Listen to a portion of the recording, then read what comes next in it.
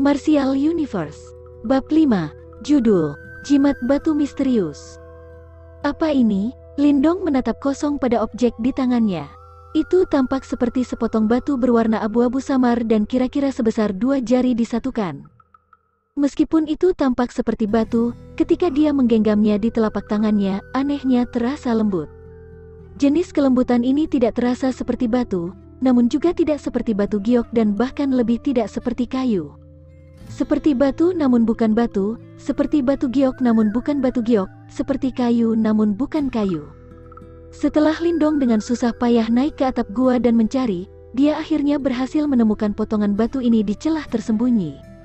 Dari lokasi ditemukan, sepertinya cairan yang menetes ke kolam batu berasal dari objek ini. Tertanam dalam kesan telapak tangan yang sangat jernih di tempat gelap di atas gunung. Jika seseorang melihat lebih dekat pada kesan itu, dia akan menemukan bahwa itu tercetak dengan sangat baik sehingga bahkan garis-garis pada telapak tangan dapat terlihat jelas. Saat dia melihat kesan telapak tangan yang misterius, Lindong tiba-tiba menyadari bahwa mungkin seseorang telah tiba di gua gunung ini jauh sebelum dia melakukannya. Benda yang sangat misterius. Saat Lindong bergumam, dia memperhatikan bahwa pada potongan batu seukuran ibu jari ini, beberapa pola samar yang terlihat seperti semacam karakter mistis samar-samar terlihat. Karakter mistis ini menutupi setiap inci potongan batu, menyebabkannya menyerupai jimat batu misterius. Pada titik ini, selain karakter mistis yang tampak samar dan mendalam di jimat batu, tidak ada aspek yang tidak biasa lainnya. Namun Lindong mengerti bahwa setetes cairan merah yang baru saja dilihatnya jelas bukan ilusi. Alasan mengapa kolam batu memiliki keistimewaan khusus semacam itu mungkin ada hubungannya dengan jimat batu ini. Lindong tenggelam dalam pikirannya. Sebelumnya, dia secara pribadi melihat setetes cahaya jatuh ke kolam batu, dan hanya ini satu-satunya bukti yang bisa menjelaskan mengapa kolam batu akan memiliki keistimewaan yang ajaib. Sebagai Lindong beralasan pada dirinya sendiri, suara puing-puing bergulir terdengar dari luar gua. Segera, dia memasukkan jimat batu ke pakaian dalamnya, menempatkannya di tempat dekat dadanya. Kakak Lindong, hihi, aku tahu kamu akan ada di sini. Sama seperti Lindong berhasil menyembunyikan jimat batu, seperti kupu-kupu, sesosok berkibar dan muncul di pintu masuk gua. Sosok terungkap itu adalah seorang gadis muda yang terlihat berusia sekitar 13 atau 14 tahun, mengenakan pakaian sederhana berwarna terang. Namun pakaian sederhana ini tidak mampu menyembunyikan kecerdasan di wajah kecilnya. Meskipun gadis itu agak muda, wajahnya yang kecil agak misterius, matanya yang besar berkilau, membuatnya terlihat sangat menggemaskan. Menatap gadis muda itu, Lindong diam-diam menghela nafas lega. Gadis itu bukan anggota keluarga Lin, melainkan dia diadopsi oleh Liu Yan tidak lama setelah dia lahir.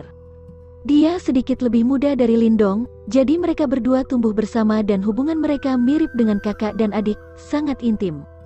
Karena dia yatim piatu, dia tidak memakai nama keluarga Lin.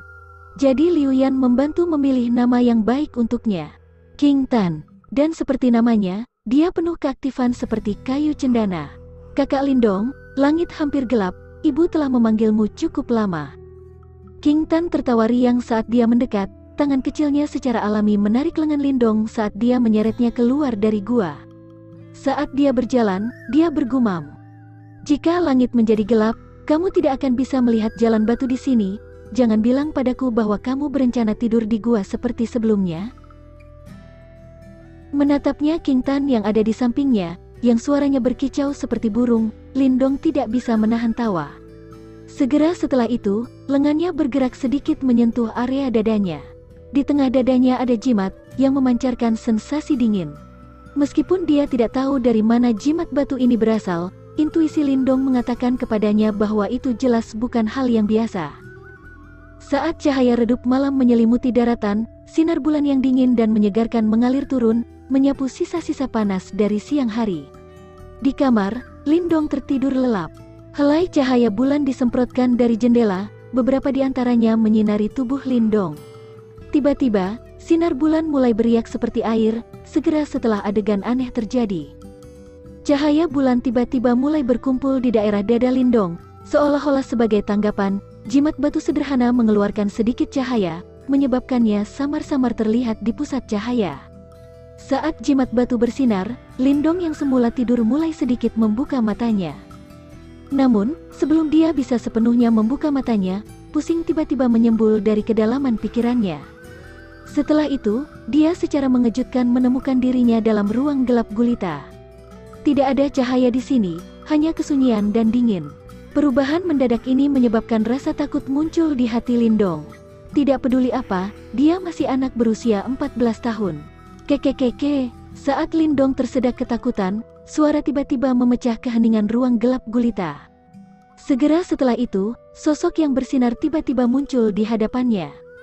Dengan hati-hati memeriksa sosok itu, dia menyadari bahwa yang mengejutkan, sosok itu persis seperti dirinya. Namun, wajahnya tidak memiliki tanda-tanda kehidupan, melainkan tanpa ekspresi seperti boneka. Apa yang sedang terjadi? Lindong menatap kosong pada sosok bercahaya di depannya, otaknya agak lumpuh karena takut dengan pemandangan aneh ini. Sementara Lindong masih linglung, sosok bersinar Lindong tiba-tiba bergerak. Sosok itu telah menyesuaikan tubuhnya dan merentangkan kedua kepalan tangannya, menampilkan teknik kepalan tangan yang sudah dikenalnya dengan tangan itu. Apakah itu pukulan penetrating? Saat dia menatap teknik kepalan tangan yang ditampilkan oleh sosok bercahaya itu, mata Lindong terbuka lebar dengan bingung. Segera setelah itu, ekspresi kaget muncul di wajahnya ketika dia menyadari bahwa pukulan penetrating yang ditampilkan bahkan lebih elegan dan halus daripada Lin Xiao. Dalam kegelapan, sosok bersinar bermanuver dengan cepat saat menggerakkan tinjunya. Gerakannya halus dan lincah seperti monyet, dan tampak jauh lebih tajam daripada ketika Lin Xiao melakukannya.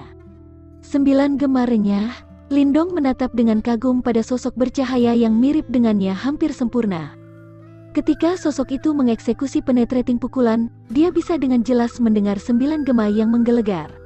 9 gema, sama seperti Lindong bergumam pada dirinya sendiri, tiba-tiba dia merasakan sentakan shock.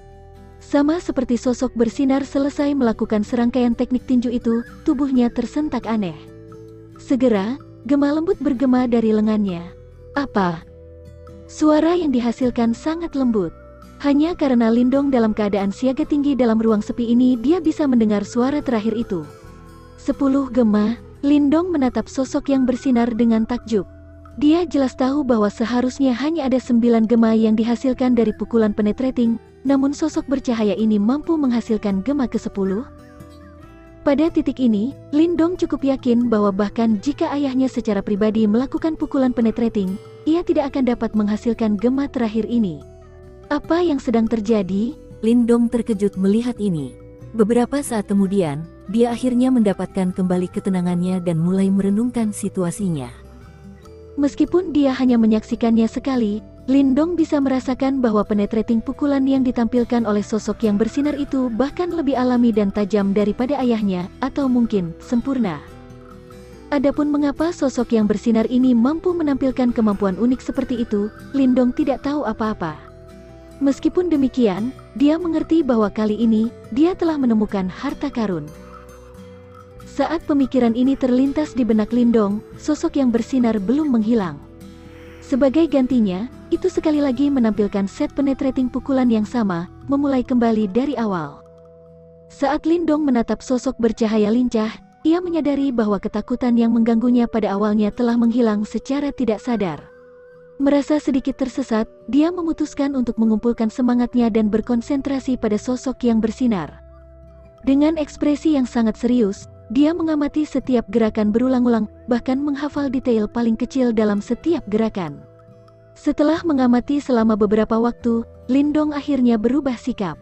Membuka kakinya, dia mulai meniru sosok bercahaya dan perlahan mengeksekusi pukulan penetrating.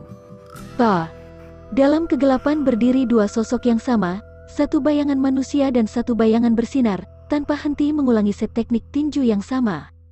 Serangkaian suara gema yang renyah terus bergema, meskipun mayoritas dari mereka dihasilkan oleh bayangan yang bersinar. Meskipun demikian, Lindong tidak merasa berkecil hati. Ekspresi yang sungguh-sungguh tetap di wajahnya yang mungil, saat ia secara tidak sadar menyesuaikan gerakannya agar menyerupai sosok yang bersinar. Meskipun penyesuaian ini hanyalah perubahan kecil, Itu sama saja dengan menambahkan sentuhan akhir pada sebuah mahakarya karena setiap penyesuaian kecil menghasilkan efek yang signifikan. Pa. Saat ia mengepalkan tinjunya, gerakan Lindong gesit dan lincah seperti monyet. Tiba-tiba, 4 gema keripik terdengar terus-menerus saat kekuatan yang cukup akhirnya dihasilkan oleh tinjunya. 4 gema, kedua mata Lindong langsung bersinar. Dia tidak berharap bahwa beberapa penyesuaian kecil akan menyebabkan pukulan penetrating mengalir jauh lebih lancar. Sensasi ini mirip dengan memiliki bimbingan dari master legendaris. Selain itu, tingkat penguasaan yang dicapai oleh mentor ini benar-benar menakutkan.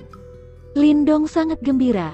Dia telah mencapai kemajuan luar biasa seperti itu hanya dalam 1 hari sehingga bahkan rahang ayahnya akan jatuh setelah menyaksikannya menghasilkan 4 gema berturut-turut. Bahkan, ayahnya mengambil pelatihan hampir sebulan sebelum dia bisa mencapai tahap ini, namun Lindong berhasil melebihi ini lebih dari 10 kali. Setelah membuat kemajuan seperti itu, roh Lindong terangkat. Tanpa istirahat, dia sekali lagi bergeser dalam posisi bertarung dan mengulangi gerakan penetrating pukulan satu persatu. Dia bertekad untuk menyempurnakan gerakan ini sampai mereka persis sama dengan sosok yang bercahaya. Seolah-olah waktu telah berhenti mengalir, Lindong terus-menerus meniru sosok bercahaya dalam ruang gelap gulita. Dan ketika keringatnya menetes dari tubuhnya, teknik tinjunya semakin cocok dengan sosok yang bersinar itu. Di ruang gelap gulita, bayangan bersinar dan bayangan manusia bergerak serempak, seperti sepasang monyet yang hidup. Saat tinju mereka meninju, suara tinju menembus udara bergema.